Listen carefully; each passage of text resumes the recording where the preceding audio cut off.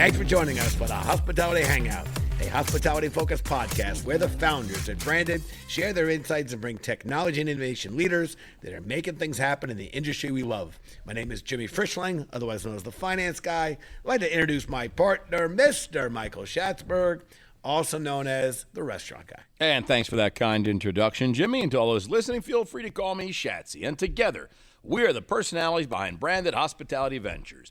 We work at the intersection of hospitality, technology, innovation, and capital. And I got to tell you, Jimbo, I am electrified because we are live in Dallas, Texas, the Big D, at FSTEC. I got to tell you, it is on fire. I mean, it's got to be 5,000 people downstairs. Leave the numbers to me. How many people you think? It's not 5,000? It's not 5,000, but I got to tell you, it's a very impressive, one of the largest FSTEC shows that we've ever been to. Operators, ISVs, technologists. Look at Jimmy dropping knowledge right now. Independent service vendors. I learned about the ISVs. Jimmy learned a new word. Oh, boy. I got to tell you, Jimmy, this is the third year we are hosting Innovation Alley. We have brought 22 of some of the most innovative, incredible technology solutions in the hospitality space here to Big D. And I got to tell you, you know who's partnering with us in this Innovation Alley? Some small companies, small guys. A couple small names. Small guys. Nestle. Cargill. Cargill. Yes. Middleby. I mean, I got to be honest. Listen, if you know, you know. Middleby's the largest equipment manufacturer in the whole world. Nestle, the largest food service company, but you already know that, Jimbo, right? And Cargill, I don't know what they do, but it's like a $175 billion company, so they must be doing something right. Jimmy, we are super excited. We got a great show, great lineup, and a big party tonight, a big party tomorrow night. Connections. Oh, I'm loving it. So let's jump into it, man. It's going to be awesome. Let's play the feud. Actually, we're not playing the feud anymore. We'll play. Yeah. We'll play. Let's do it, man. What do we got? All right, listen, we welcome our friend, one of our partners, Mr. John Pepper, co-founder at Boloco, executive chairman of Hone, and founder and managing partner of 211 VC. You know, when I met Pepper, when I met Pepper, he had one title. One title? He was a restaurant guy. All of a sudden, he's chairman now, he's executive this, he's a board member. I mean, the guy is on fire and doing things. Who do we love the most? Pepper. Well, yeah, obviously. But we love restaurant operators, man. Sorry. I mean, restaurant operators that get into tech and investing, I mean, that's the best, right? Because nobody knows about technology for restaurants better than restaurant operators. Oh, it's going to be great. So let's dive on it. Yeah, listen, Pep, talk to us, man. Tell us a little about yourself. This is intimidating, guys. I thought that was all pre-scripted, recorded. I got to move the mic closer to Pep. He's a rookie. He's a restaurant guy. I told you. You give him a meat slicer. You give him a meat slicer or a grill. He'll know what to do. Mike, not so much. If you think this is pre-recorded, so not true. Not true. We roll with it, Pepper. We roll. Well, that beginning part, really, I thought it was canned, but you guys are good. Yeah, no, you're right on. Yeah, we're on. So tell us about yourself, man. Yeah, so I'm not a restaurant guy. I'm really not. Right? I'm a food eater. I'm obsessed with food. You and Jimmy have a lot in common. It's a problem. They make the best restaurant guys. No, Jimmy's an eater and a drinker. I've been both. The reason I started a restaurant was not because I was a chef or an operator. It was because I really didn't want to cook ever again. So I wanted to start a restaurant that was fast. You got to meet my wife, Jillian. A little healthier. She's never cooked. Not again, ever. Anyway, I'm okay. She doesn't listen to this podcast. You guys interrupt all the time. It's unbelievable. I'm used to it. I've heard enough of your Jimmy shows. Jimmy yells at me. How about give Pepper a chance? Give him a chance. Yeah, how do we get to anything here? Anyway. That's why it's the podcast about nothing, Pepper. I'm looking over at your mentor over there. So anyway, almost 27 years ago, I was a student. I just loved burritos. I had lived in San Francisco. I thought, wow, we could make a ton of money really easily. What risk is there in starting a restaurant? So we thought we'd take this very innovative wraps were all the rage back in the late 90s, and we thought we would take what we had seen in San Francisco back to the Boston area. Our friend Aaron Novashane, who I think you know well, was one of the founders of World Wraps, which was the inspiration concept for us in the beginning. Anyway, we learned very quickly that the $1 million payout wasn't coming anytime soon. Doesn't come fast. Restaurant operations were really hard, and despite loving the food, it was a hard run. So for me to keep going, the question is not why did I get into the business? I got in the business because I loved the food and I thought we would make the best food and make a lot of money. The reason we stayed in the business is because we found some purpose along the way pretty quickly. Some of you've heard this story, but I'll tell it real quick because we got some maybe new listeners. Yeah. For me, it came one night where I was stuck closing the restaurant. Someone had no called, no showed. And I was mopping the floor and feeling pretty sorry for myself. And when I mop the floor, every stroke makes the floor dirtier than it was before. No, really. And it's just, it was horrible. Yeah. And I thought, who does this work, right? Who would show up here, right, and pay what we're paying and say, don't worry. We say, you work hard, we'll take care of you. And we had no plan to take care of anybody, right? And I learned in the restaurant business, a lot of that goes around, right? No doubt. Come on, we got you. Keep going. And I thought, you know what? Maybe we can make a dent here. Maybe we can make a difference in the lives of people who work in restaurants and specifically in fast food. And so that's what really propelled me to keep going for the last 25 years. I love it. And I got to tell you, with a purpose, you can make it's no longer a job. It really just becomes part of you. It's what you do. It's when you get up in the morning, you play the sport, you play this game. Listen, you started an investment firm. I'm the finance guy. I get to talk about the numbers, but specifically, it wasn't so long ago that you started your own investment firm. And given what's gone on in our industry, certainly over the last 12 months, plus or minus, it's no secret that the VC landscape has changed a great deal. And look, changes, corrections, pullbacks, that's all healthy. It builds a better market. It's a little painful, but it is still constructive. It's not easy to raise money. Investors are understandably want to be respected for their capital, so they are particularly a little bit sensitive or even scrutinizing to a greater extent of who they give money to. So as an investor, what are you looking for in a startup? Great question. I mean, first of all, we built that first restaurant into 22 units. We raised money ourselves to get there. And then I stepped away from the business about 16 years in, right? And that's what led to ultimately what became 211 VC, but really was just a deep passion for helping entrepreneurs who had novel ideas in technology that I thought was desperately needed in restaurants. So we talked about the people piece. That was the purpose side, but the thing that brings me also just fills my cup is figuring out how do we make the restaurant jobs easier through technology and how do we serve our guests better. So, it started very early on with some, helping Go Mobo, which became Olo. We were one of their first customers. We were Level Up, which is, RIP. But, Level Up's launch partner. Well, that went to Grubhub, right? Yeah, but now they're... Well, no, but I mean, it's still, it went to Grubhub. Yeah, right? super innovative at the time, right? That was back in 2011. Yep. Met the Toast guys. I was going to say, you were one of the Toast. You were... Eight guys. You want Pep to tell the Toast story? He cries when he hears that story. He don't want to tell it. Nope. I love Toast, and I'm appreciative of Toast. But I did meet them 8 guys illegally coding in an apartment in Cambridge.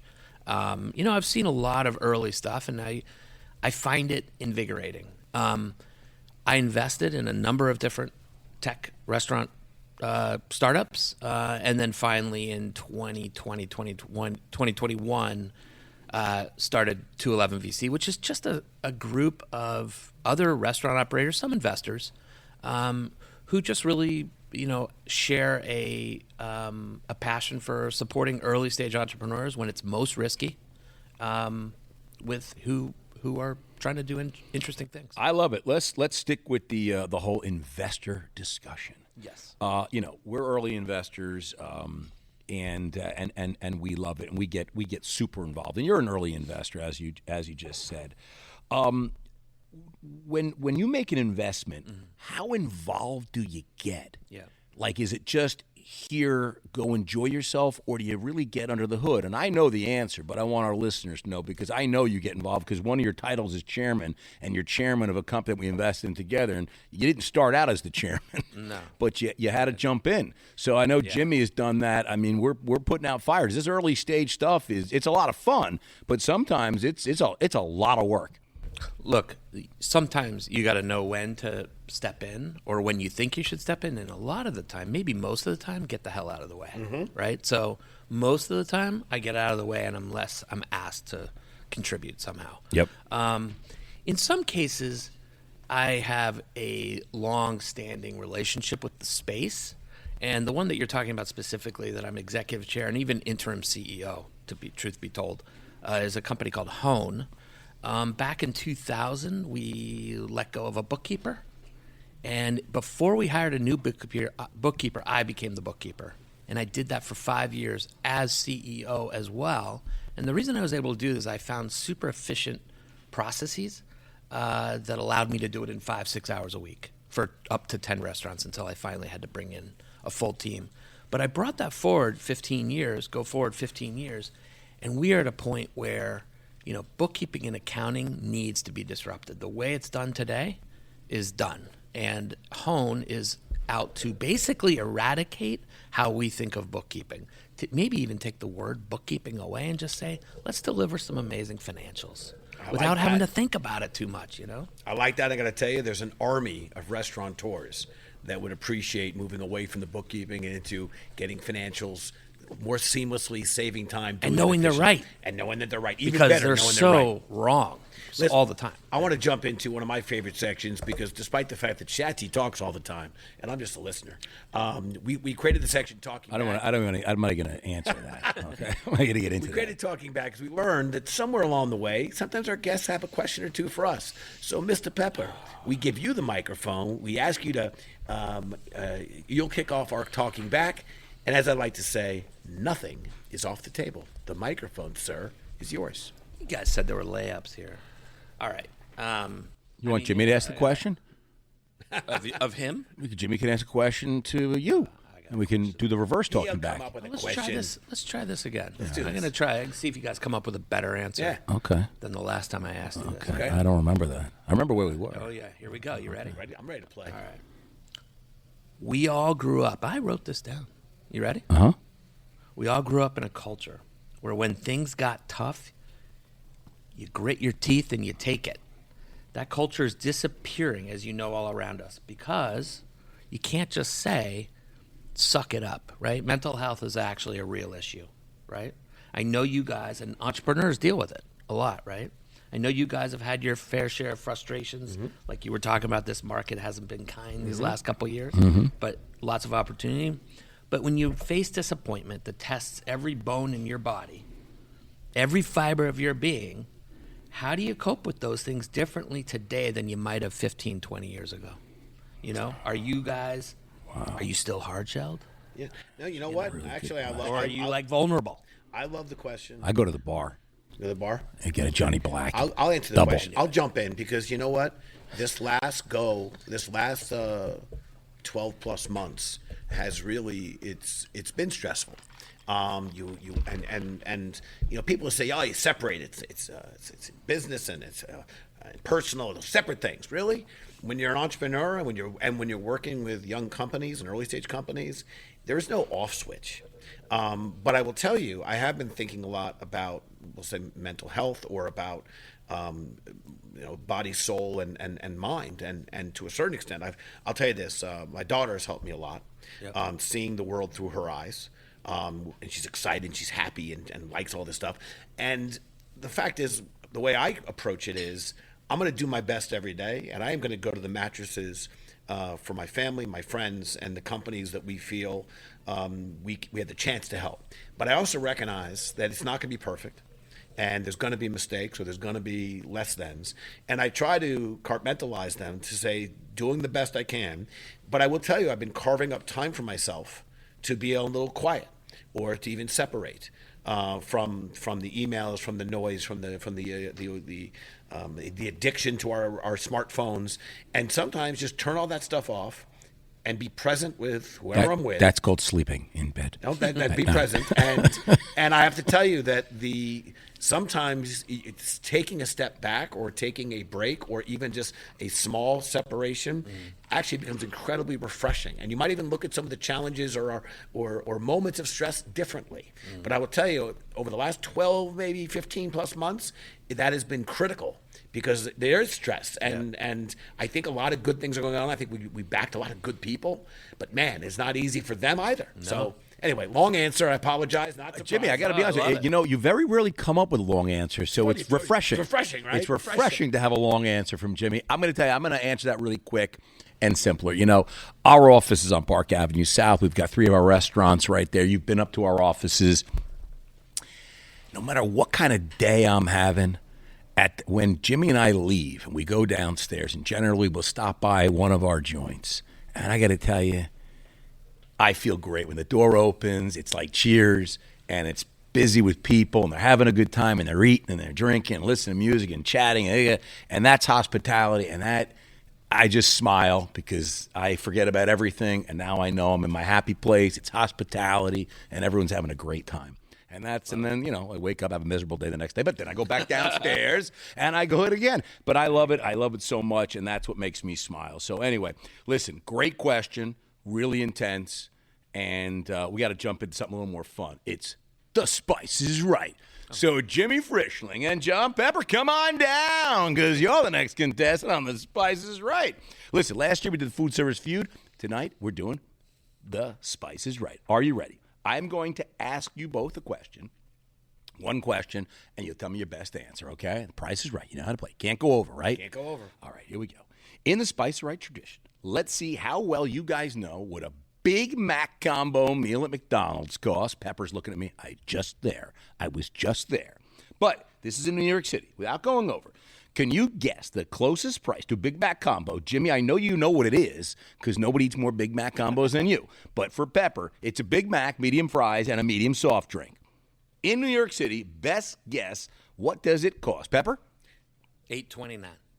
Jimmy? $8.28.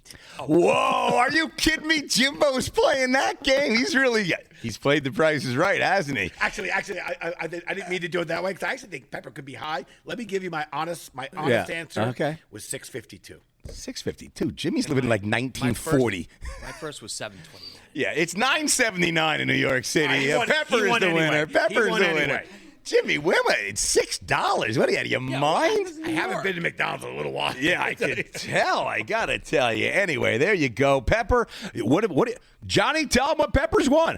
John Pepper, you have won an all-expense-paid trip to Hawaii. Oh my God. Okay. Anyway. That's a lie. Yeah, I was going to say that's the Big Macs are more expensive there. Yeah, in Hawaii, it's very expensive. We will give you a gift certificate to McDonald's where you can get a Big Mac combo meal. Jimbo, let's go to the crystal ball moment, huh? We're going to the crystal ball moment. Here we go. Let's play it, Mr. Pepper. When we're back here, okay, 2 years from now at FSTEC, talking hospitality and tech. Okay, put on your Kreskin or Miss Cleo hat. Where do you see the future? What are we going to be talking about in 2 years in relation to hospitality and tech when we're back at when we're back here at FSTEC? The last few years have been all about POS and wraparound POS. Mm-hmm. I think in 2 years we're going to be talking about the backbone of restaurants and hospitality, which is how bookkeeping and accounting were completely upended and disrupted.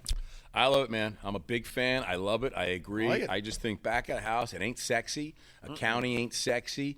But, when you talk about chargebacks and you talk about, all these online ordering platforms, payments, and are you getting what you're supposed to be getting? Are they taking too much of a discount?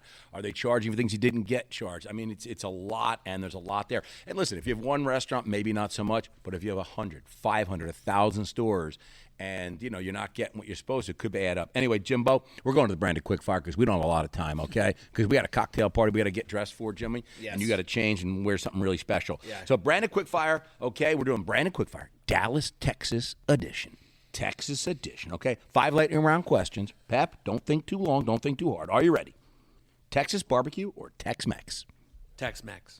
Favorite Texas-based TV show? Dallas. Jesus, I didn't even say anything.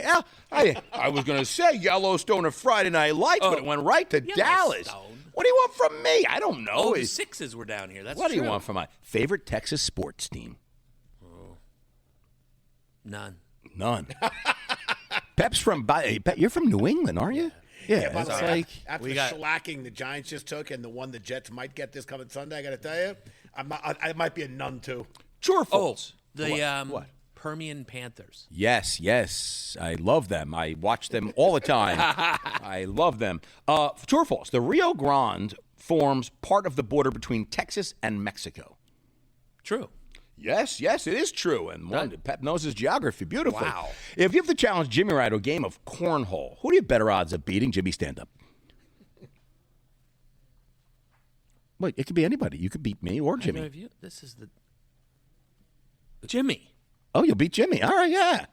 I like it. Why not? All right. Great question. Jimmy doesn't know about cornhole. He's Engaging. He's never played that game. He doesn't know about that. I got cornhole set. All right, listen, I got to backyard. tell you, All right. Pep, you got some stuff to do. We got some stuff to do. We're running behind schedule. This was awesome. And hopefully this recording actually recorded because the first one didn't work out so good.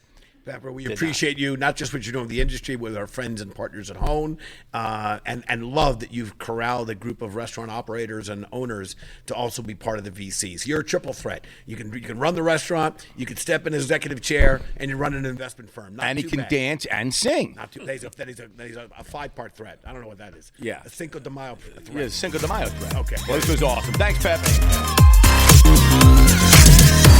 Jimbo, I got to tell you, love having Pepper. You know, it was horrible. The first time we had Pep in the office doing the whole podcast, the whole thing got messed up. I don't know if it was Julia, the producers. I don't know what screwed up. Messed up. You didn't hit the record button. That's it. Well, we did a 40-minute segment, and you're like, oh, it was like Vince Vaughn in Intern. Forgot to hit the record button. It wasn't on the script. Yes. I live by the script. I got to tell you, Jimbo, we got another great guest. We are very, very lucky to have in the house, I'd say royalty.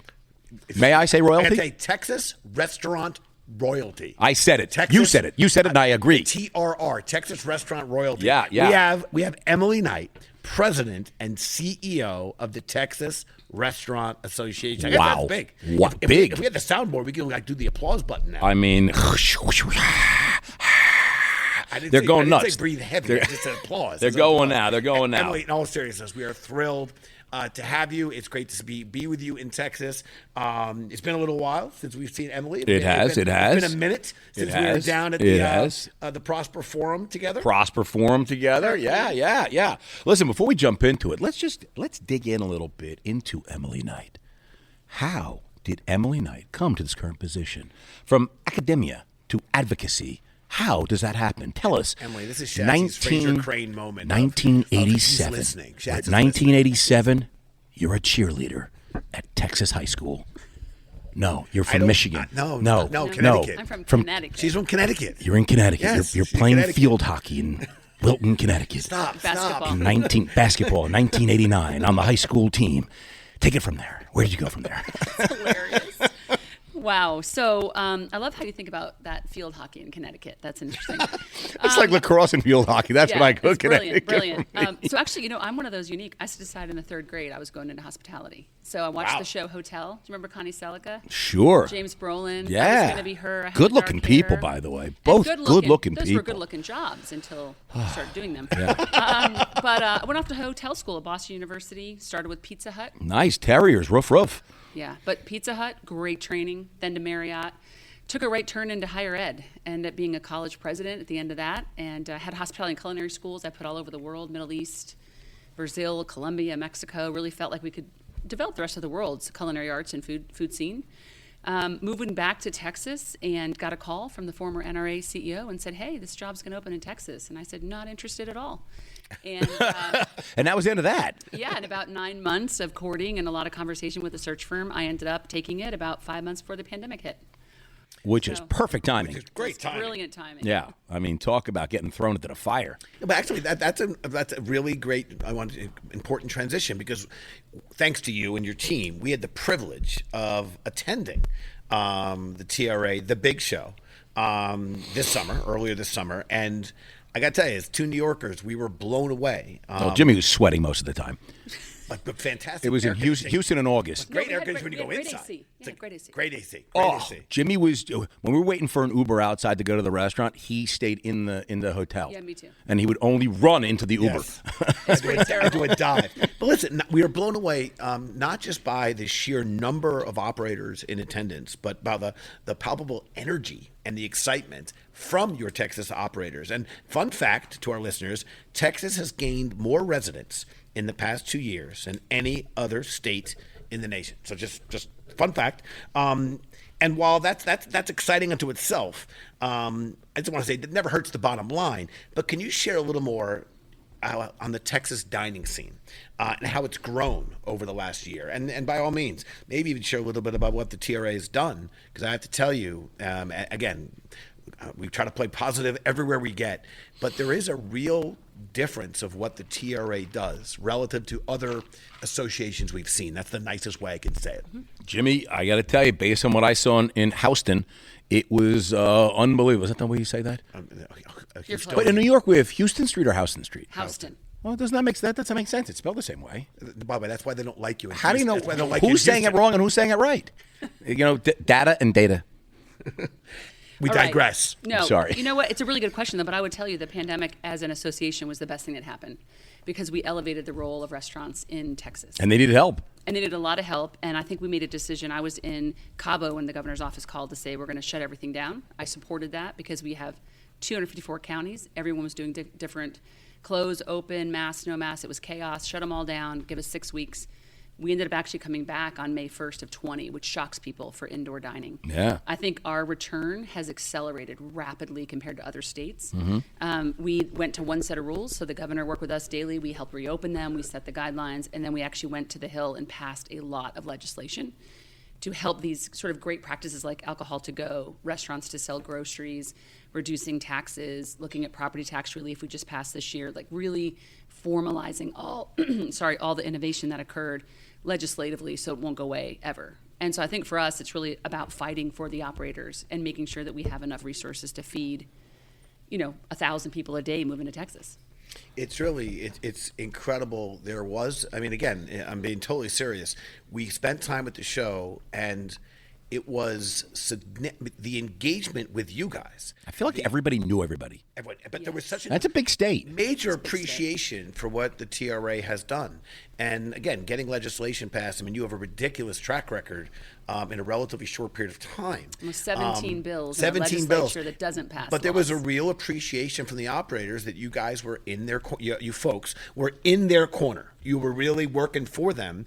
And what, you have 55,000 restaurants, I believe, if I'm paying attention? 55,000. 55,000 643.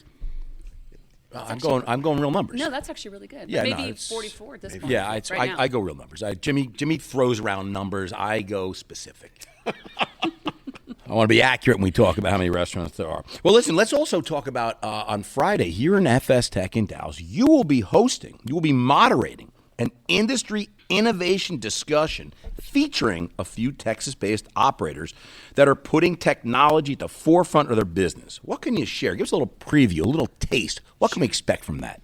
Yeah, I think what you're going to expect is there's a shift happening that we're going from getting anything we can in our restaurant to help us survive to now what are we going to do to increase our margin and how are we going to increase the guest experience. And maybe more excited for us is all of the innovation that's happening around technology to improve the life of the employee. Yeah. The pandemic brought that to a new level of focus for us. Sure. And I think for us, things like healthcare and early childhood learning and professional development and a lot of those scalable solutions that you can get through these technology innovations, along with all the things we're doing to automate processes and redundant activities, but they go hand in hand. And so these operators are doing a lot of really cool things here in Texas because our lack of business regulation allows us to do pretty much anything to grow business.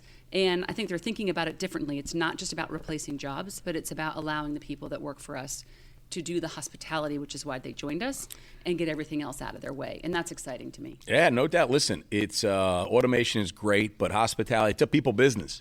Absolutely. And we need a lot of people. And right now, I don't know the exact number. You know better than me. But, there's hundreds of thousands of openings right now across the country in restaurants and hotels. We're We're still still for the last 2 years. Yeah, and we still have jobs available. Even the hotels you go to, they still can't get enough people to work. So plenty. And the level of service, right? So Yeah. we don't have enough staff. The staff is tired. The customer's paying 20% more in some cases, and they expect a good level of service. So. I think a lot of guests to this day, don't really understand that. I don't think that everyone fully understands that some of the restaurants and hotels are still understaffed, and they go and they're like, I can't believe how slow everything is. I'm like, there's one bartender. They can't get another one. I think they're fatigued, right? Yeah. So They have tipping fatigue they're dealing with right now, which is a real issue. Yeah. They have lack of service when the prices are up so much. Yeah, true. Right? So I think what we've had is we've asked them to be patient for so long. And now as an industry, their patience are wearing thin. So it's really our time to really focus on using technology to innovate. That's a good point, yeah.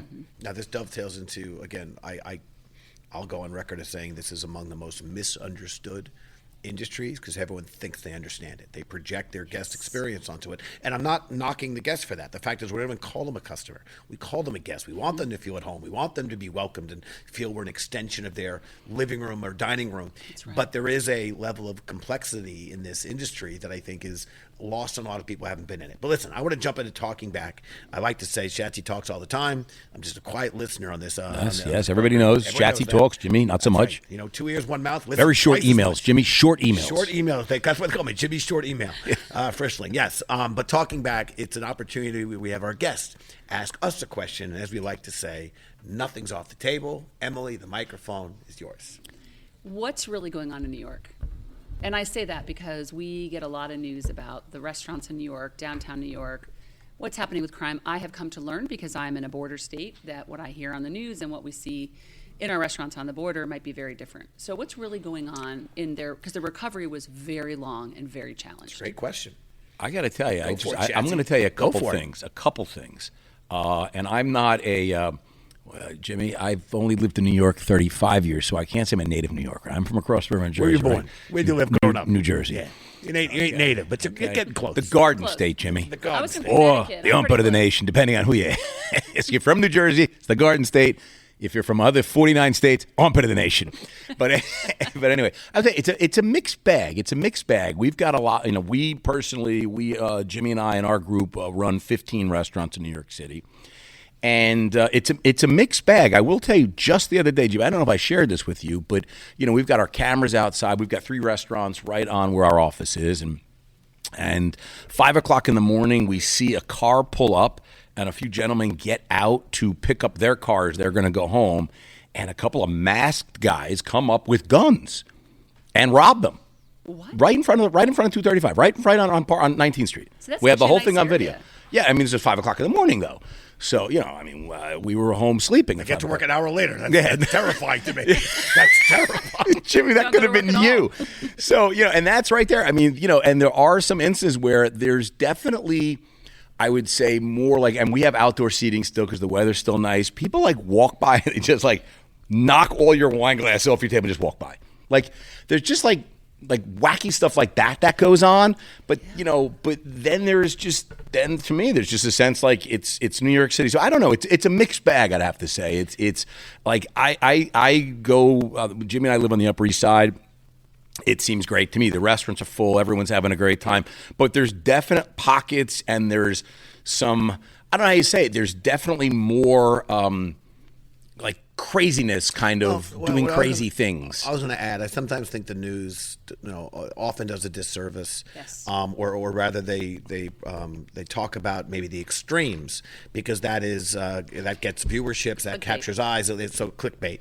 But I'll tell you, we went out to San Francisco and we overall had a really good experience, and then we thought the news was overhyped. But we went to a few areas on that trip, and we noticed that some of those areas actually had their issues, and it seems like it's gotten worse. And I'll tell you, in New York, we're having our own issues, very neighborhood specific, and I think we're having our own. Where there's smoke, there is fire. I've lived in New York my whole life. I remember when Times Square really was very different. Now it's like Disneyland. I remember it being different. It's changing. It's getting a little bit. But now the pendulum is certainly swinging back. We've converted some hotels into places to help with the refugees and immigration. And we still have a work from home. Being, you know, the occupancy in certain neighborhoods, including Midtown and Wall Street, is so low that it's hard for restaurants and a myriad of, you know, consumer-facing retail businesses, nail salons, barbershops, delis, they can't survive. So we are going through a real interesting phase. But so you're not wrong to say what's really going on. I'll also just add that our regulators, or maybe some of the folks imposing some of the rules around us, I feel. I'll give them their intentions, I think, are probably good, but with a lack of understanding of what it takes to run a small business or what it takes to run specifically a restaurant, and that we want to pay people a good living wage. Of course we do. What was my great idea? anybody that wants to make any rules in New York City has to work in a restaurant for 6 months to a year, and then you can go try and make come in. But first, you got to work in a restaurant. But they're trying to impose things that the word friction would not even do it justice. Well, It they don't would be. understand our It would be. business. They don't Right. understand. They it. don't We go understand to the business. Hill. Period. So, We have so to we have a educate. double-edged sword right now. We have certainly a city that is the pendulum has swung where crime is up, and certainly we're dealing with our own homeless issues, mental health issues, immigration, or rather. I guess migrants. I think is the right. I think it's a fair word. Right. And we have regulators coming right in. now that are somewhat punishing to local businesses, which makes it really hard. So it's a great question. I bleed New York City. I'll be there for the rest of my life. This is a tough period for us right now. But you're going to be okay. in my opinion. We'll be okay. You'll be okay. I think as long as I think there's good conversations now being had that clearly there's something wrong, and you need to now correct. To Jimmy's point, probably a lot of really good ideas and good intentions Right, that everyone's didn't work intentions. out How well. about California? They didn't pass it. Well, that The yes, FAST Act and FAST Joe Act. Blair. yeah. Well, that we can get. That's a whole nother podcast, Whole right? other podcast. But Oh, right now, yes, it Jimbo, is. we got to get into the Spice is Right, because right now, Emily Knight, come on down, because you're the next contestant on the Spice is Right. With Jimmy Frischling, come on down, because you're the next contestant on the Spice is Right. Emily, are you ready to play the Spice is Right? I'm unsure. Well, let me tell you something. In the Spice is Right tradition, What choices you had? Let's see. We got her mic'd up. We know where to duct taped go. her to her chair. well, you know a little something about restaurants, so I suspect you probably know a little something about the cost of restaurants. So let's know, how much do you know about the cost of eating out and restaurants? Domino's Mix Match Combo, which includes, Jimmy, medium 2-topping pizza and an order of 8-piece chicken wings in New York City. Best guess, in dollars and cents, how much are we going to pay for Domino's Mix and Match Combo? Here, probably $18.99. New York, $124. 100. That's Jimmy. You can take a guess. What was the first number? Was 18? Yeah, 95. Bubba, I was hovering around. I was so bad the last time we Jimmy, played. it's a medium 2-topping Yes. pizza and an order of I'm gonna go 8-piece chicken wings. $17.75.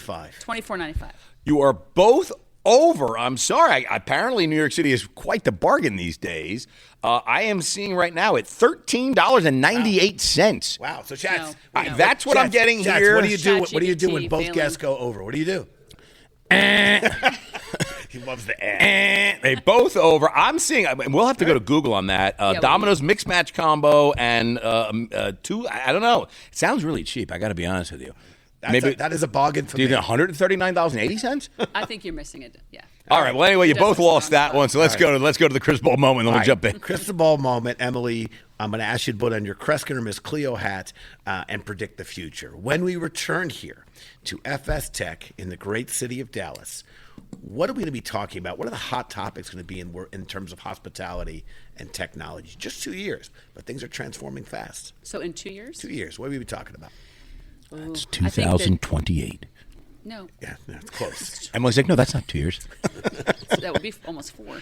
Over 4. No, I think it's going to be back to hospitality. Yeah, I like it. I really do. I think that we've moved so quickly to, the ghost kitchen and fast and through a drive-through, multiple layers, 2 stories, get it out quick, and there's something to be said at the end of the day about even what we're doing here.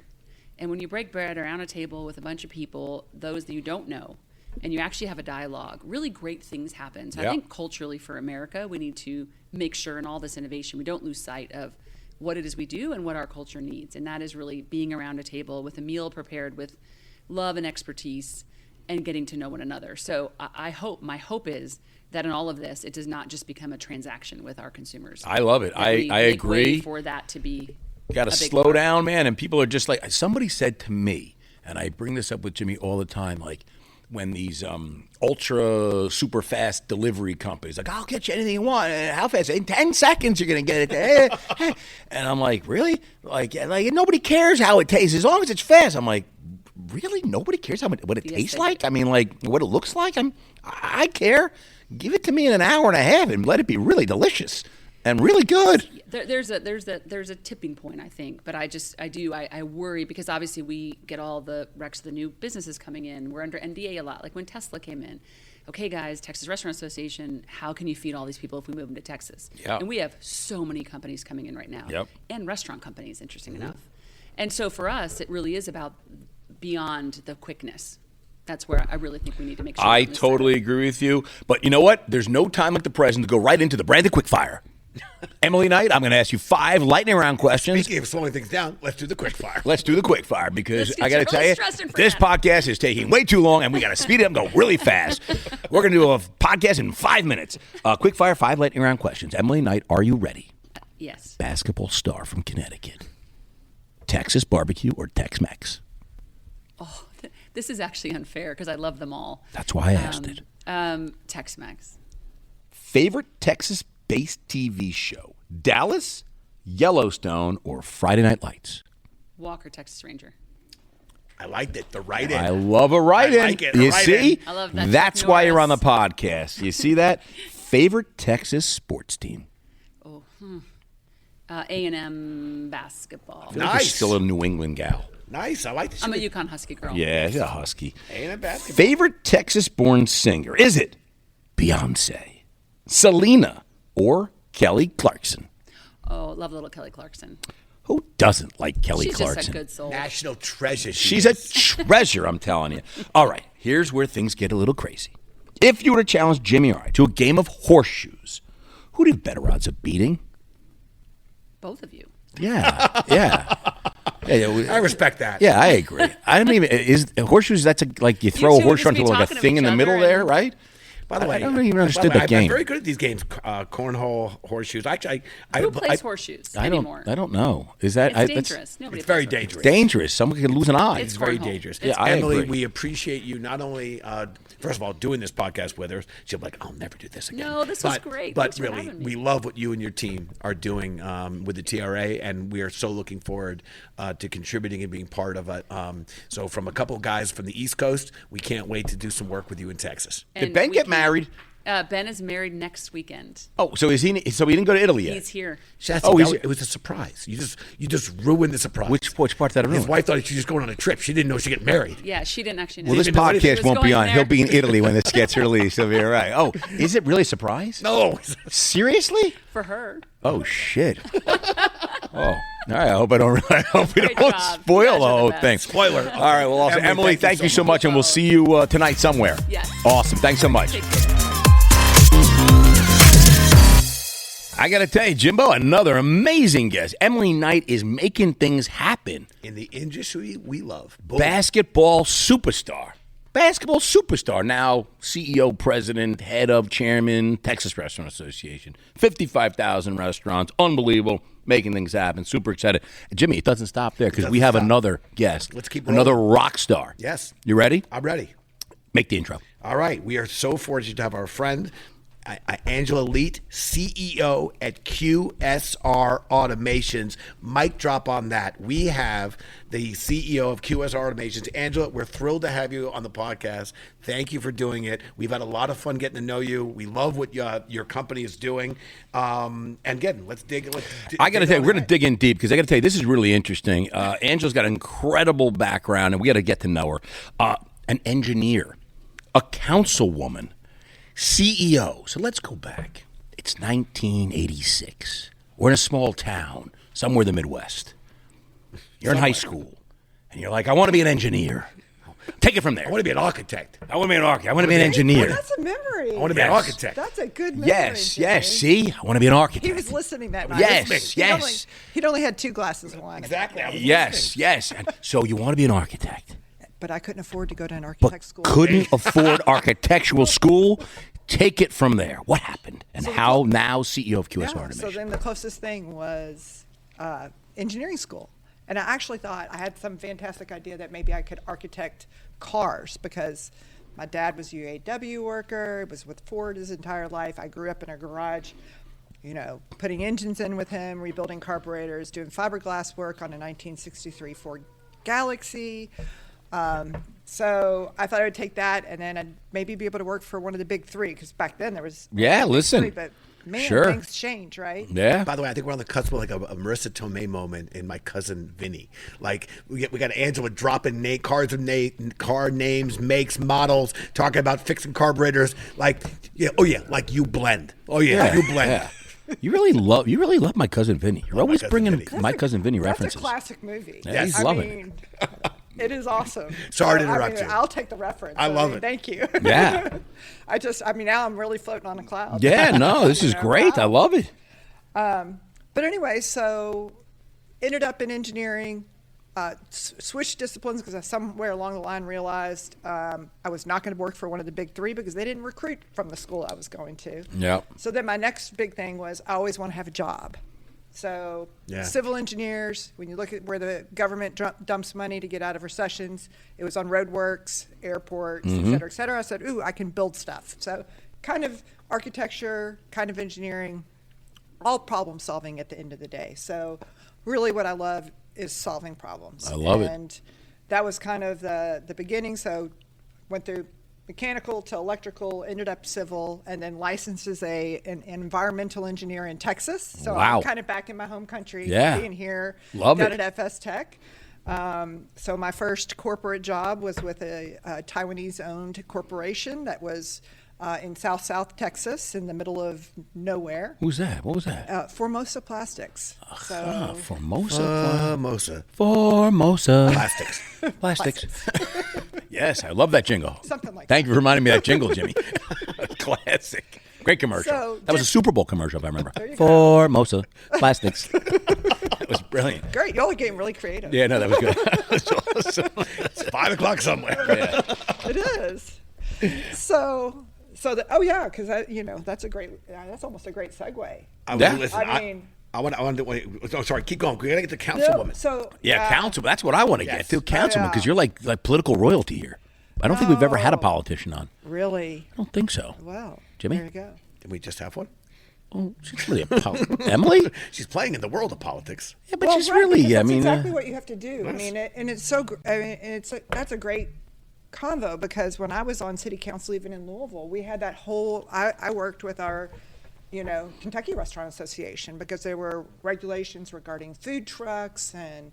These things are important, and the regulations that come out on the other side, they actually matter. Sure. Because they can impact a lot of folks. And Emily just gave a lot of really great examples of how they made a positive impact to get our industry back on its feet again coming out of COVID. But being in a city council position was another problem-solving venture, to be fair. really? And yeah. Yeah, let me hear about this. And so, you just figure out how to. It's always about serving the greater good at the end of the day. And I'm a big advocate for if you're going to put it on a piece of paper and call it a regulation, then enforce the regulation. But we are really not good at doing that. I like to make the rules, but no one likes to enforce Follow the rules. Yeah, good at taking the reservation. Yeah, Just not anyone good at can honor take anyone a reservation. Got your reservation, Mr. Frischling. Is my room ready? Nah. I'm sorry, sir. We have no more rooms. Did you hear that too? No, I didn't, but I heard a few people that when I called the hotel, they're like, we have 180 rooms overbooked. I'm like, well, that's going to cause a problem. Yeah, that's what they told me. All right, last night. all I'm right. like, all right. But I've got a great room, so I'm happy. As long as you're happy. Listen, we have a favorite game we like to play at trade shows, and it's always about what's like buzzword. Okay, there's always a hot topic. There's always a buzzword that everyone's talking about.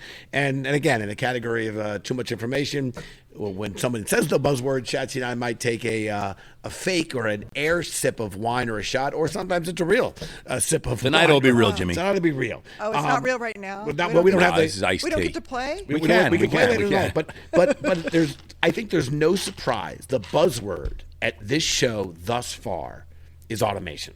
I love it. And I want to point out that back of house automation is actually not a new technology, but technology such as QSR automations has been an important part of the back of house tech stack. I mean, hiding in plain sight for years. So can you share a little bit more about your evolution and specifically QSR's automations? Because that's the buzzword, and it's kind of like, don't call it a comeback. You guys have been doing this for a little while now. Yeah, we've been at it for 27 years, Yep. and you're exactly right. I think hiding in plain sight is exactly what it was. And I even had the philosophy of more like, let's just fly below the radar. And working with restaurants directly to say, okay, here's the specifications. If you want a kitchen automation system, here's the specifications. We're pretty much the only one who can do it. And so give this to your folks who are writing the RFP for your point of sales. And, flash forward 27 years, and those rules are changing a bit, right? Because people realize, wait a minute, they have a market segment there, and it's sticky. And but we are so fortunate because we've had amazing customers, some very large customers who've been with us now for decades. I mean, and to say you've been in business, in a tech business for decades is huge. But it also carries a responsibility with it. And that evolution is important. And when I stepped into the role about 2.5 years ago, I took the role seriously at saying, okay, let's make sure we're innovating for the right reasons, and innovating in a way that's beneficial to the restaurant sector. So if you have a kitchen, that's the heart of your restaurant. That's the manufacturing Without a center. kitchen, it's really terrible to have a restaurant with no kitchen. Yeah. I've been to restaurants with no kitchens. The food is not good. That's good. It's awful. It's kind of like farm food, isn't it? Yeah, it's just terrible. So I happen to It's agree pretty with raw. that. Yeah, I agree. Yeah. So No, I agree. I got to say, sticking on the on topic. I mean, technology. I mean, you run a ginormous tech company today. I mean, you have over 70,000 restaurants, right? Installations. Correct. Installations. We'd love to have 70,000 different restaurants. but 70,000 moving installations, over 300,000 restaurants. away. Yeah, that was sure. I love your numbers. Okay, Yes, by the way, 300. he gives the best numbers. Ginormous. Now, QSR Don't automation, let him do my book. Yes, yeah, that's right. I didn't say accurate. crushing it, Jimmy, crushing it. Aspirational. But I think Aspirational today, numbers. aspirational's you good. talk about buzzwords. I think tech stack has become a buzzword for restaurant operators that we didn't have CTOs and CIOs and IT departments. You had the guy who ran the restaurant or the person who ran the restaurant. He was, I'm doing my tech stack. I got a point of sale system. That's my tech stack, right? Right. So tech stack's a big buzzword today. And I think that a lot of restaurant operators don't want to necessarily talk to every technology partner that they might need. They'd rather talk to maybe one or two. So you guys work with a lot. And I think that partnerships have become a really important part of the technology space today. Talk to us a little bit about your partnerships and how your strategy. I know you're working with one of our earlier investments in Curbit. Love those guys over there. But partnerships are a really important way to introduce some new ideas or some features to some operators without them having to go directly to that company. Right. I think it's important. And I think our restaurants do that, right? I mean, you've been talking about Tex-Mex versus barbecue. Well, maybe you can find Tex-Mex and barbecue in the same place, but they tend to have their own niche, right? Yep. That's where they stay focused. And that's one thing that QSR Automations has been doing for 27 years. We've stayed focused on the kitchen because we understand that's really... That's the heart and where soul, the man. core- That is. It's Yeah. the heart and soul. And so what comes out of that is so important. But you're right, this tech stack decision, and we'd love for that decision to start being made from the kitchen first and not from... I like hearing our like a background? band just like lit up or something. You're not hearing like music. I did. It's a party. I think there's a party just started like in the lobby or something. I'm sorry. Maybe it was those shots you did. Yeah, I don't know. I know that everyone heard a little something there. Yeah. So No, I think the focus is so critical. We work with a lot of early stage companies, and the speed of which that maybe even a potential prospect or a potential customer could hint with something they might like, and all of a sudden get distracted by a shiny object. And my comment to them has been, be great. Like, nail this one thing that is the value proposition. We gave you money because you had product market fit. Get that done. Prove it. And if you hit a certain threshold, we can discuss maybe doing other things. But I feel what you've accomplished over a not short a period of time in terms of, you said over 2 decades Right. of being in these restaurants as they're in a tech business and being their go-to solution for back of house automation is pretty amazing. right. So- And not to just be stale, Yep. because the point is none of us want to become the BlackBerry, right? Yep. We want to continue to evolve. Jimmy We still wanna has a continue BlackBerry. to innovate. That breaks my heart. I so wanted it to survive. You know, I saw some people that like the software is still there. They have an Software's still iPhone with the there. BlackBerry Yes. operating system. Still, yes, they'll do fine. But you're right. A friend of mine used to say, if you're standing still, you're falling behind. Right. So, And so I think that's been the funnest part about being at QSR Automations for me is like really just kind of infusing that burst of energy to say, what are we going to do next? And I'm not asking folks to like, let's reinvent something that's already out there, because I don't want to be a follower. I want to be the innovator. I want to be on the front edge. And so that's really what we're all about. And having, you know, you hate to say something good came out of something bad, but for us, the kind of the reality is that people are now looking at that tech stack, as you said, and oh, what can I do better to operate my kitchen? And having operators who say, wait, how can I use technology and benefit in my kitchen from it? And we have your answer. So run by our KDS is the booth at buzzword 2:30 now, and see. man, because, you know, dupes are out. KDS is in. Yeah, but I'm going to add, because QSR Automations is way more than a kitchen display Oh, system. that I know. So I like to call us part of that digital transformation and Yes. that kitchen automation system. But back of the Although, you house know, just never doesn't get a lot of attention. It's getting attention now. Because now you got to figure out how to be more efficient. And, you know, it's like, how much labor in the front of the house can I chop? Eventually, there's only so much. Yes. You've got to go find other areas to be more efficient. to our listeners, I mean, I feel very lucky, how many we have. I mean, 60,000 downloads now a month. And many of them are operators. Many of them are in the industry, and I love that. But for all the listeners who are not, if you want to understand the importance of back of house and the things that Angela's talking about, I'm going to bring you to golf. And I'm not a golfer, but I understand the concept I've of played golf. with Jimmy. He's horrible. Okay, so and the expression... don't ask him to be on my force. Yes. Absolutely not. The expression is Caddy, you though. drive for dough and you putt. Sorry, you you other way drive around. you drive for show Putt and for you dough. putt for dough. And I'm telling you, in our industry, in the restaurant industry, the money is made and lost in the back of the house. Okay, and that it is not the place where everyone is, let's say, most knowledgeable or they don't see it. That is where all of it, money made, lost, and otherwise, is happening in the back of the house. So there you go. All right, talking back. Angela, we love to bring guests on the podcast. We love asking questions, but we did learn along the way that sometimes our guests have a question for us. So we created Talking Back. The microphone is yours. Nothing's off the table. Oh, wait a minute. I get to ask you. get to all. ask. Yeah, it doesn't mean we're going to answer, but you can ask. You can ask. Wow. I mean, that wasn't even on like the little script. So like, this is totally Surprise. We this leave is that off. off. This is off piece. Yes, go ahead. I like We it. can edit. We have movie magic. Ooh, what is going to be good? Gosh. And you caught me without words to find somebody who's a politician and CEO. Yeah, and Jimmy, somebody who it's could- unbelievable. Do you want Jimmy to ask you a question? we could- And we it could could be do the old that, and double that might reverse even- talking back? Double reverse mind And trick. then that's exactly what will happen. He'll ask me a question, and then I'll think, oh, yeah, now I got a question for Yeah. you. Should have asked that to Shatsy. So do you want me to ask a question? I'll ask a question. You can do whatever you want. Okay. You want me to ask, or you want to come back with one? No, you go Okay. first, and then I'll. All right. Then I will come up. I'm going to come up with one, which is we are going through a digital transformation. Hardest part in your role of addressing or delivering or presenting your company in the midst of this digital transformation, which is going at a blazing speed. What has been a particular maybe challenging moment, or maybe even a joyous one? And you can answer both, or you can pick one you like. What I think is the most challenging right now is, to your point, is it's about having the best in class, and I think one of our core values is being the GOAT, and we're the home of Muhammad Ali and all that good stuff. So greatest of all time matters,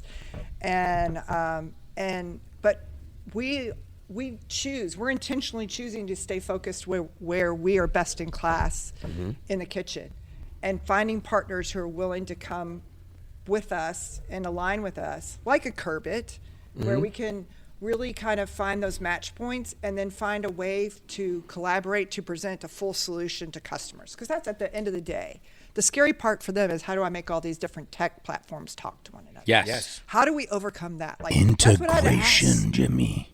And that would be my question for you all. Like, what You missed your What- chance. You had the chance. We No, gave no, you no, the mic, no, no, and you no. said nothing. No, And you had to she have didn't miss Jimmy her ask chance. the She didn't miss her question. chance. She didn't Missed miss the her chance. chance. Oh, come on. All right, we'll let you go, Whatever. Angela. How do you think we overcome that challenge? What's your idea of how we overcome the Is that a challenge of question? the integration? That's a Oh, yeah, boom. that's a question. There I told you she'd come back with one that's, there you go, Shatsy. Jeez, I didn't know she was really going to ask a question, Yes. Jimmy. You weren't, There's the challenge of integration. I mean, there's a few challenges with integrations. A, you can't integrate with everybody because it takes a lot of time and energy and money to find, to integrate. It's tricky. And I'm not a computer programmer, and I don't even pretend to be. But from what I understand, so you have to know who is important to be integrating with. So that's a challenge right there. And it goes back to the partnerships. You have to really find what's most important for your customers. What are they looking for? And what are they asking for? I know when we talk to some point of sale company, they say, hey, or a tech company says, hey, I really want to integrate with this so-and-so point of sale. And the point of sale company is like, no one's asking for that integration. Yes. I got 1,000 customers. No one's asking for what you want. So why am I going to spend the time? So it's a challenge, and I'm sure you're getting that because people are probably calling you, Angela, we want to integrate with you guys. That's great, but no one's asking for what you're selling. So it's challenging. I think we're going to see, and we already starting to see a consolidation. This is the most fragmented industry I've ever seen. And then we're going through a digital transformation, and there's this explosion of software as a solution and a myriad of innovations that are IoT, Internet of all things, and it's overwhelming to operators. And to me, the issue is going to be is they want to start bundling and integrating, and that's going to result in a reduction in the number of players.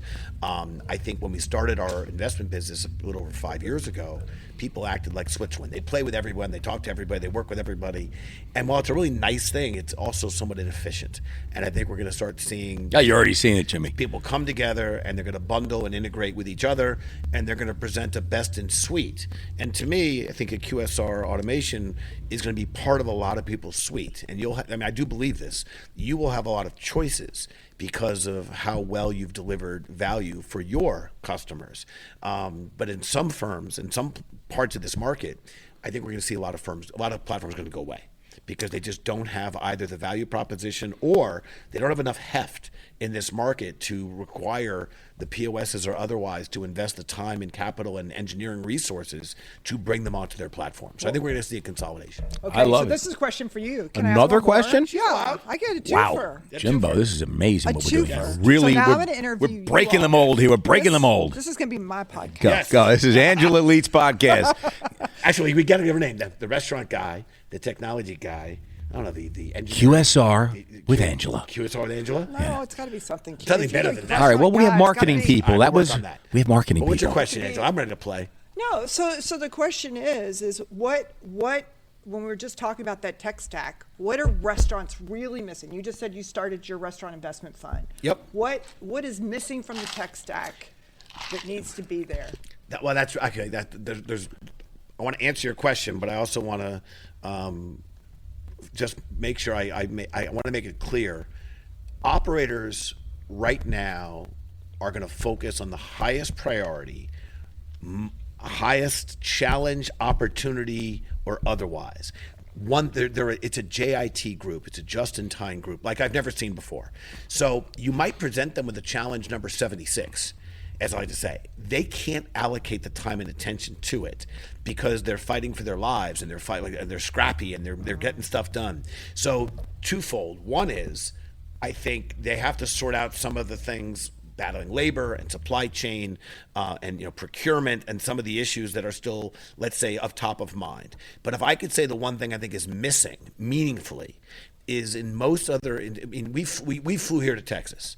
I think most people sitting in my radius of my seat didn't pay the same. We're at this hotel together. I bet most people on my floor didn't pay the same. And yet in our industry, whether you call it dynamic pricing, that's probably the wrong marketing tool. But revenue management, it's like we're held to a standard in this industry that I think is somewhat unfair. And maybe it's because of the way we participate and enjoy food and beverage. It's more personal than getting on a plane. And there's also 4 major airlines versus the million restaurants that one could go to. But to me, I think what's missing in the industry is the fairness, both to the guest and to the operator, that revenue management, dynamic pricing, we should allow these businesses, and as guests, as customers, we should allow them to optimize, because I might be the beneficiary of dining at a point of day that is more advantageous for me. And if you dine at Saturday night, 8 o'clock, maybe it should be different. But right now, the guest is not prepared to accept it, and operators are afraid of really angering their guests. But I think dynamic pricing and So a revenue more management. granular supply demand equation is what you're looking for. Yep. I think. Nice. Oh yeah, and I've got my name. You can just call me the kitchen chick. Angela. Boom. The kitchen chick. Oh, by the way, if I would have saying. said that, I gotta tell you, my wife would have called me up and like, would you just call it the kitchen chick? But Angela said it, Yeah. kitchen chick. Yeah, The well, kitchen chick. That works. Kitchen chick. By QSR. That works. Organization. Works. I love By the way, it. that works You can have really me well. go. Yeah. No, but I dig it. Listen, I mean, I remember in New York City, Jimmy, and we got introduced to Uber. I don't know when we got introduced to Uber, but whatever. Let's say it's 10 years ago, whatever the number is. And I remember in New York City, like, it starts raining or snowing, and the prices change accordingly. And if you remember, some politicians saying, "That's not fair. It's not fair.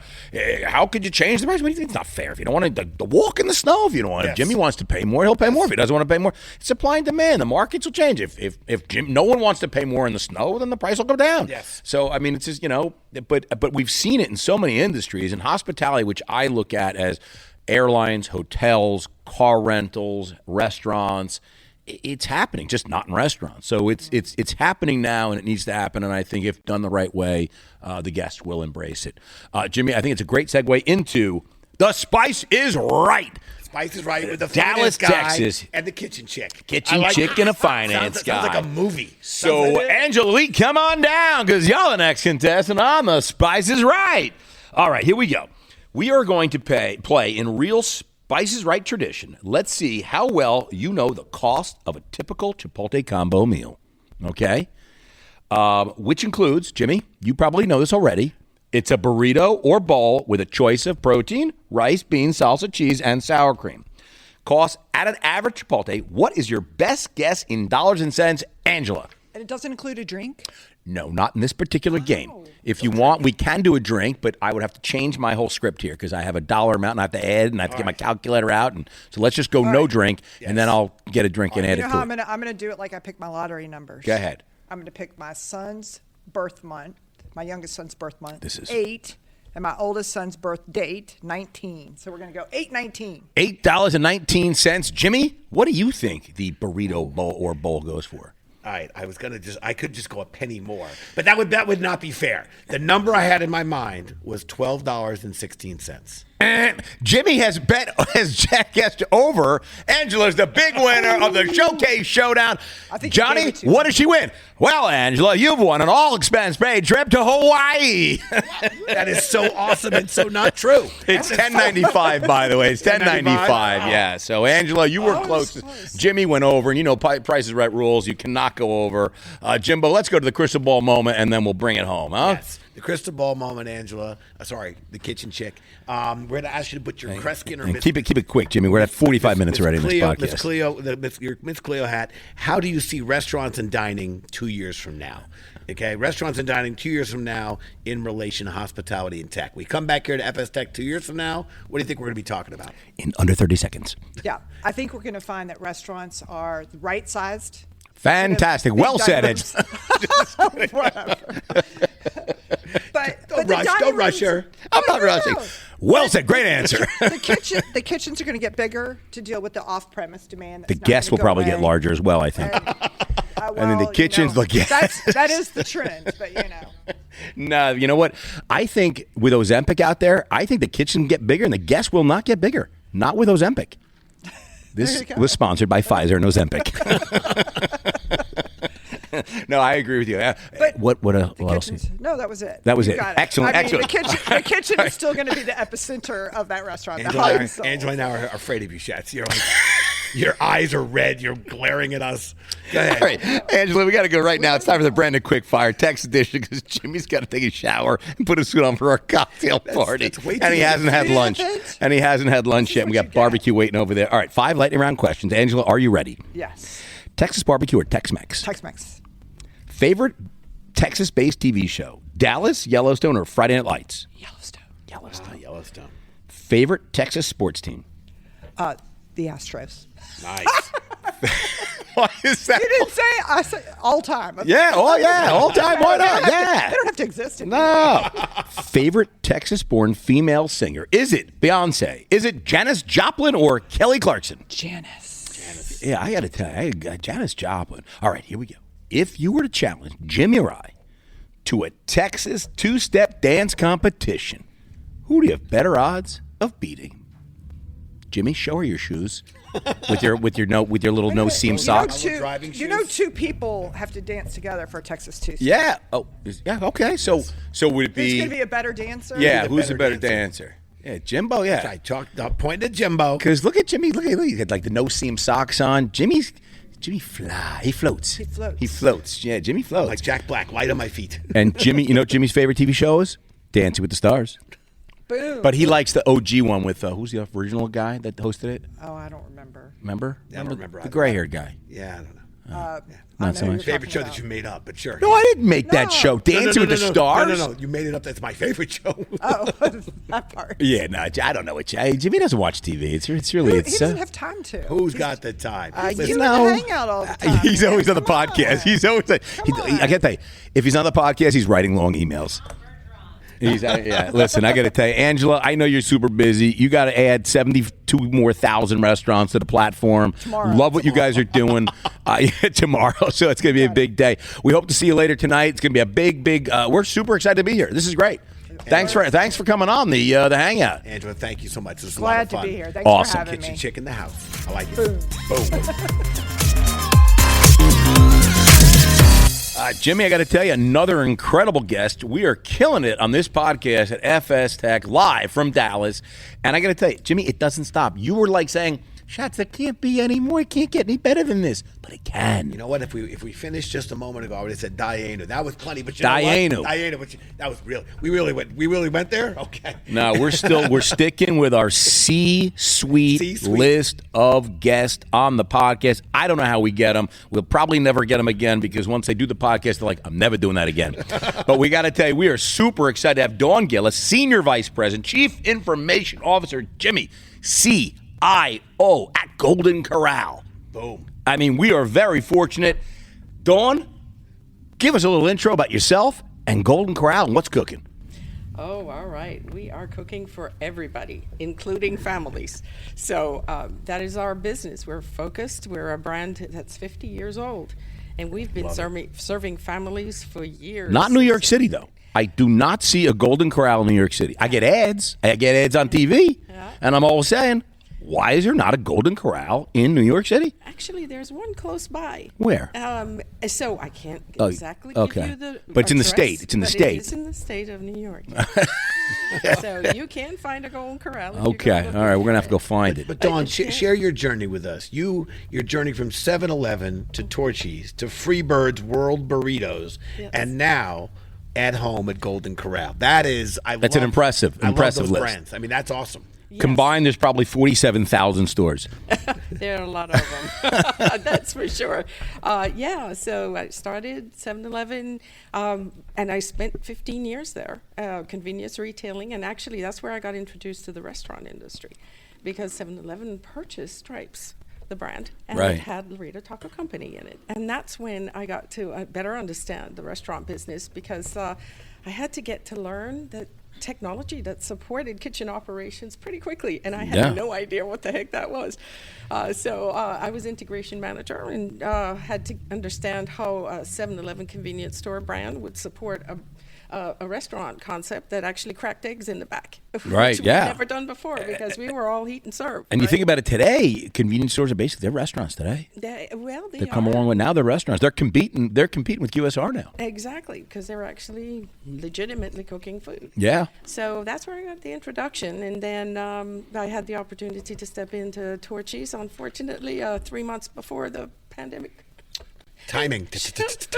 Yeah, but Torchy's does rock it out though. I was just in Colorado, dropped my son off at Boulder, and there's a big Torchy's right over That's there. right. It's But expanding and we had quickly. did you know GJ Hart? Yes. GJ was on the podcast just a long time ago. Yeah, great. So you weren't there. So that was short-lived over there, Torchy's. Yeah, well, things were a little rough back then. You don't have to tell me. I know. We lived it.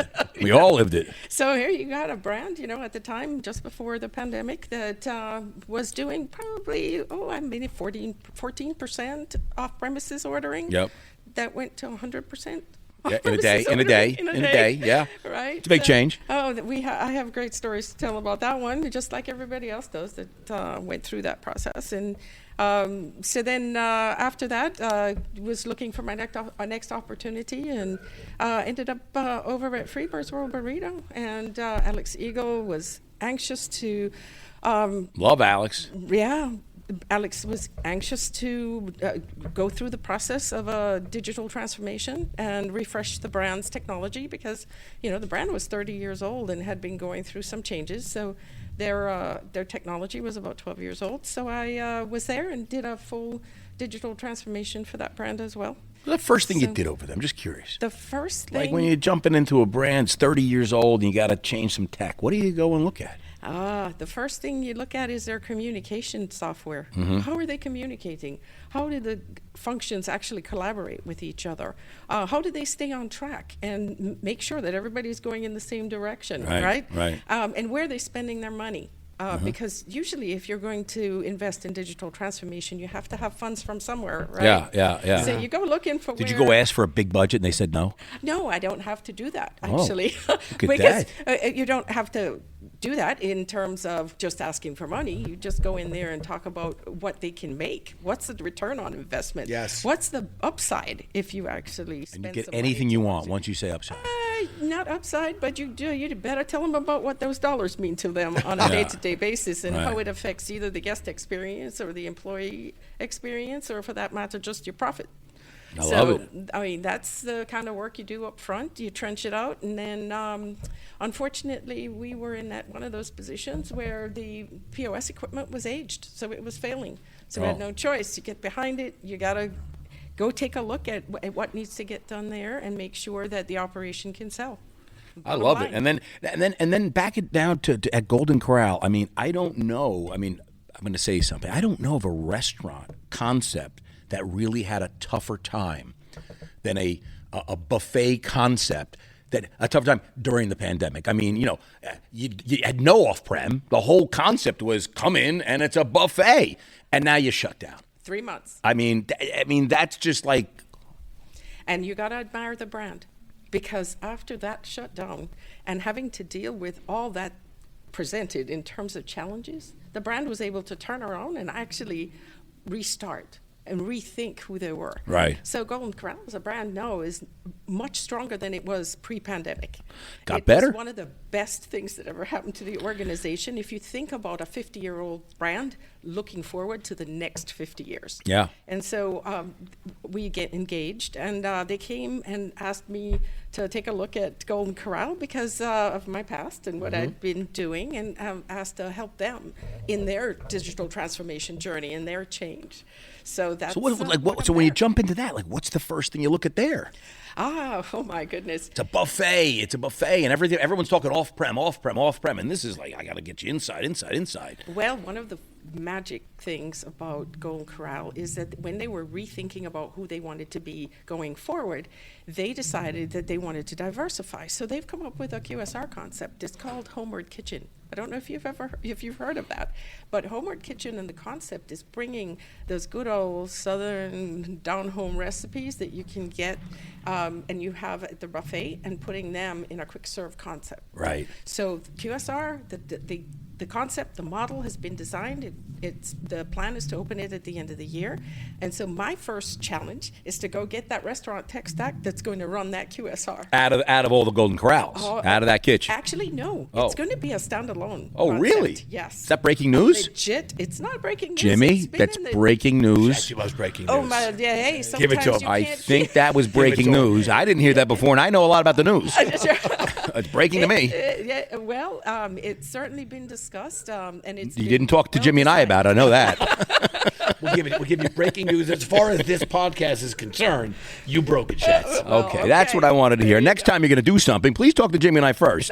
Coming up with these great ideas, not talking to us. Oh, yeah. All right. So it's full QSR, drive-through, online ordering, and plan is to have that available to our guests. Walking in, I certainly have the basis and the foundation to help to design that technology stack that's going to serve the restaurant. And then followed very quickly behind is going to be the refresh of the buffet concept. And the technologies are going to be... Wait, did you say buffet? Buffet concept. Did you say buffet or buffet? Buffet concept. Jimmy, did you see what we heard? Buffet. Data. Buffet. And then what was the other one we had today? Potato. No, but we had another one. What was the other one? I forgot. We had somebody else. But buffet or buffet? Buffet concept. I don't know. I'm going to give it to her. I'm okay. Buffett? Buffett. Like Jimmy Buffett? May you rest in peace. May you rest in rest peace. in All right. Yes, That's what I was going know. to see. My whole thing was just getting to Jimmy Buffett reference. Da-da-da-da. Take it away. Keep going. I apologize. No, so that's... I get sidetracked very easily, as you can see. Wait, I want to jump in here. Yeah, sure. Longtime listeners know that I love isms. I got favorite isms. I got a lot of isms. We're scared of his isms. And we're not going to talk about my isms right now. But I do want to talk about your isms.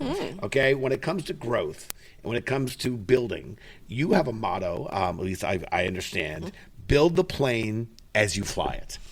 Build the plane as you fly it. When it comes to tech integrations, this is a philosophy that couldn't be more accurate, in my opinion. So as tech and innovation continues to be woven into the restaurant infrastructure, there's a real-time learning curve for sure here. Can you share more on your philosophy of build the plane as you fly it? Well, if you think about it, a great example is what happened during the pandemic. Let's face it, when you go from 14% or 19% online ordering off premises, and then all of a sudden you're at 100%, you're building that plane as you fly it. Yeah, you're yeah, trying yeah, to sell that food, right? And so one of the things that the team I was working with had to do was, how do you get that point of sale device out onto the corner, out onto the curb, outside the front door of the restaurant and sell the food, which is what we ended up doing. Right. Because we didn't have that much of a robust structure to allow us to have that food ordered in a manner that we wanted. And we did have a lot of guests. A lot of people went looking for food during the pandemic just to get in the car and go out. So we wanted to serve that guest. So talk about building the plane. So we actually took the POSs and put them on a table and sat them on the sidewalk, right? I love it. I mean, was the first see, that's what true restaurant operators do, man. Ready, get it done. Yeah, you got to get it done, man. And that required you to take the access point off the wall and pull the Ethernet cable Yes. over Yeah. the door. I'm sure you had extension cords running out into the... Get us some extension cords. Get us some multiple ports. That's Yeah. right. Meanwhile, we were looking at having a mobile POS running on a tablet, and the team got together, and we actually were able to use and leverage the tablet and put a card reading device on it. And we did that within an 8-week period to try to support the, off-premises Yeah, sure. That's service. awesome. I love it. So that was the kind of thing that everybody got creative on. But that's a good example of basically building a plane where you fly it. I love it. I love it. Being an operator requires a certain level of grit, as you just said. I mean, that's the kind of stuff you like to see, and we saw it all the time in New York City. Operators that were like closed down, and they were like making boxes of food and selling ketchup and vegetables and doing anything they could to help their community and also stay afloat to bring in some income as well. And you must have a million stories like that because you've been around a while and you've been to a lot of really great brands. Can you share a couple interesting stories, your time in the trenches, and just some other tales you've had? I mean, in your career at 7-Eleven and Torchy's and Freebirds, etc. Yeah. So one of them is really interesting. So the transition with Freebirds World Burrito, we were going through this process of redoing our point of sale device and all the front of house technologies. What presented it to the challenge that we got presented at the time was that we actually had a booth, a long-standing, 12 years, I believe, for the Houston Rodeo. You guys have ever been to the Houston Rodeo? No, but I've been in Houston. It was very hot. Very hot. It's a massive Rodeo. Massive event, the Houston Rodeo. I can only And imagine. A lot of cowboy hats there. A lot of cowboy hats, and it's 2 weeks long. So it's more like the state fair. Right. And they have some of the most magnificent concerts there. And it's at the NRG Stadium, which is where they play football. Yeah, They that's fill got to that be thing big. for I would 2 imagine weeks. so. Probably, yeah. The entire parking lot is turned into a fair, right? Awesome. So, and the, where the food court is massive. So it's like each of the food court tents is a football field big. Oh, my goodness. With the restaurants on one side and the seating on the other. So it's just a huge thing. Anyway, Freebirds had a booth there. And unfortunately, the technology we had at the time really was failing us pretty badly. So the brand new POS that we were about to roll out, it's just been tested. We decided, we took a risk, and we took those POSs out to the rodeo. And we went and muscled it through, but the new POSs stood up to the test. And actually, we served we did $150,000 worth of food. Wow. Wow. That's awesome. So that was like your test of that new point of sale won the RFP. That's right. Won the RFP right there, you know? I mean, I gotta love it. Who does that, right? Yeah. Who takes that kind of technology and just sticks it into fire like that? And this place is where, it's during spring break, so you got a lot of people drinking coming through there.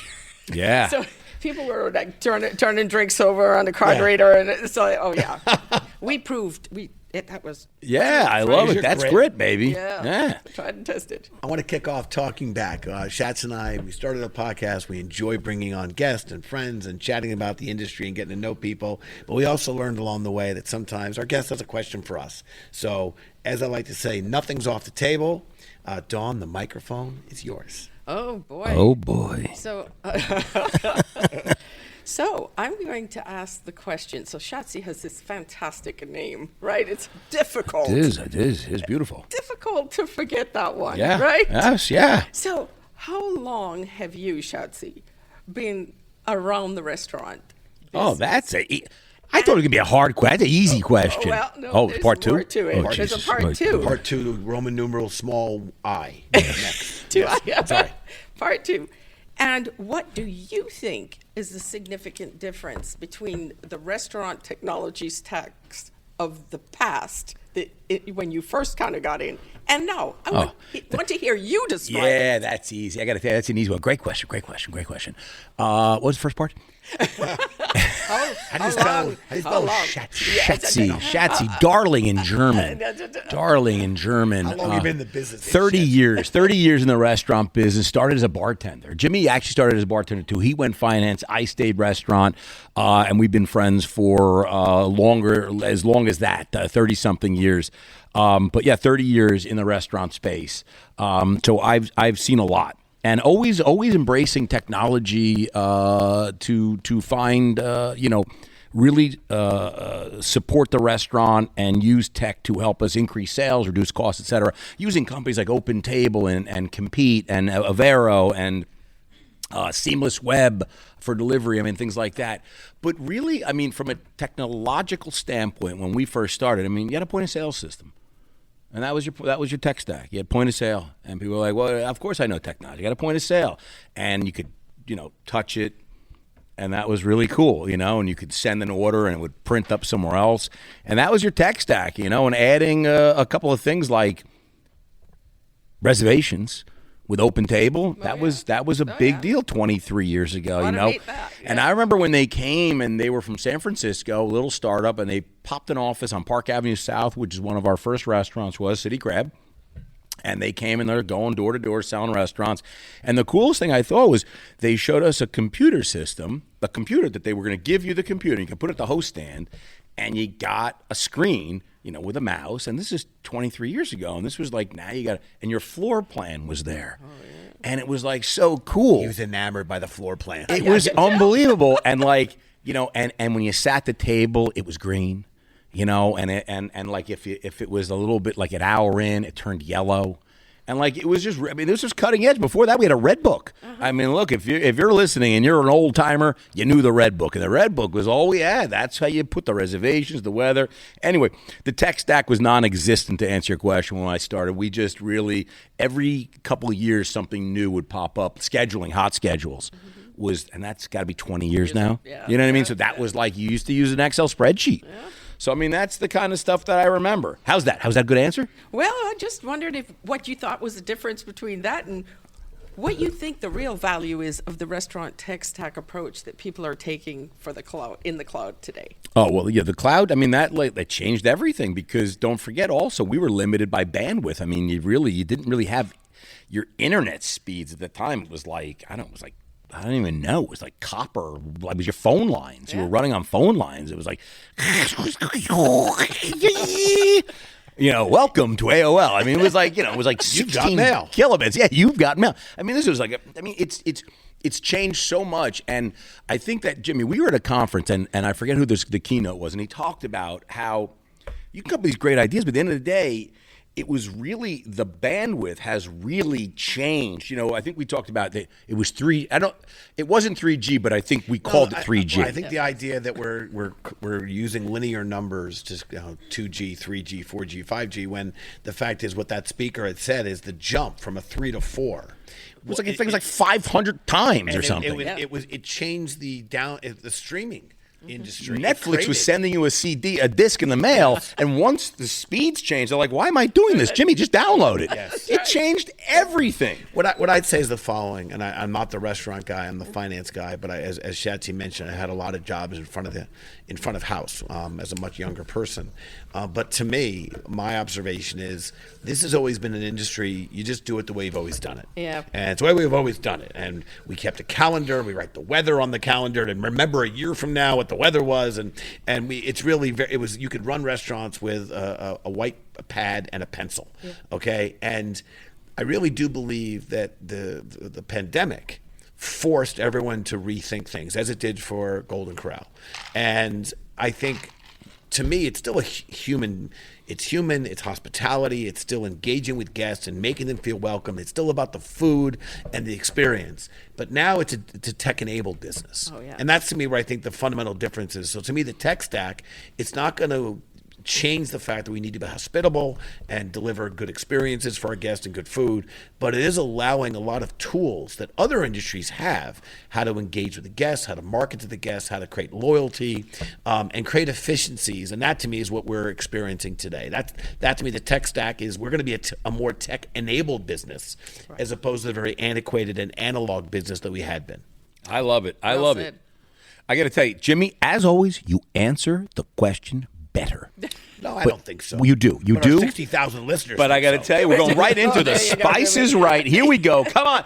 Dawn Gillis, come on down. You're the next contestant on the Spice is Right. All right. Here we go. We're going to go head to head with Jimmy on the Spice is Right. Are you ready? Okay. All right. Let's see how much you guys know about food and the costs of food. Oh, boy. All right. Chick-fil-A combo meal, which includes a Chick-fil-A sandwich, a waffle fries, and a medium soft drink. In dollars and cents, Dawn, how much does that cost? Oh, I don't know, $7.86. Not bad. Jimbo, care to guess? $8.19. Jimmy, you went over. Dawn, you went over, but not very much. $7.59. Dawn wins. Dawn wins. Johnny, what did she win? Dawn, get ready, because you're going down to Hawaii. 7 nights, 7 days, expense paid to Hawaii. Oh, my goodness.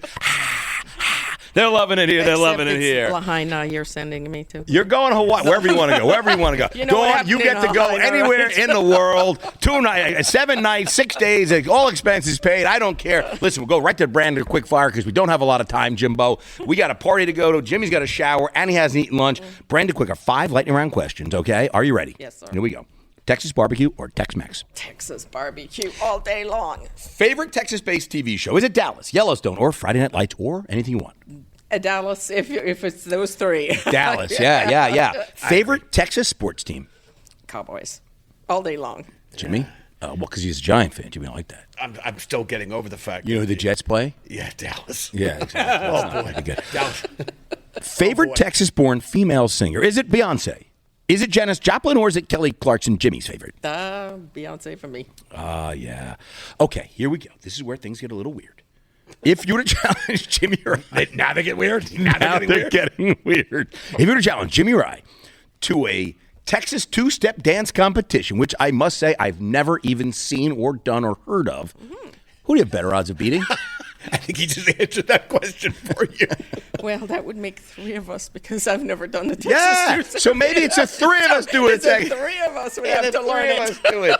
So what are you going right. to say? So you're not going. So you're just going to dance with us all. We're just Oh, gonna yeah. dance. Hey, dancing Jimmy, is an Dawn, and expert. Shatsy are dancing, baby. yeah, we're dancing. Into the night. Into the night. No, Dance the night away. Dawn, thank you so much for sharing your insights. Never be on the podcast again. No, Dawn, thank you. No, really, we know you have a busy schedule. This is a very crowded show. We appreciate getting to know you. And again, love what you're doing at Golden Corral. Love this. I like how you said the next 50 years. And that is Next really 50 special. years. So thank you so much for being on the program. with I've got us. big news before we leave. Yeah. 2375 East Tremont Avenue in the Bronx, Golden Corral, Queensbury, New York, Golden Corral, Rochester, New York, Golden Corral, and of course my favorite, beautiful weather, Syracuse, New York, Golden Corral. Go Qs. I've got all 4 Golden Corral locations, so listen to everybody. Get over to a Golden Corral and see what's cooking over there because it's delicious. There we go. Yeah. Amen. All right. Thank you so much, Dawn. Enjoy the rest of the show. This was great. Thanks, everybody. Shatsy, Jimmy. Cheers. Cheers, everybody. Take care.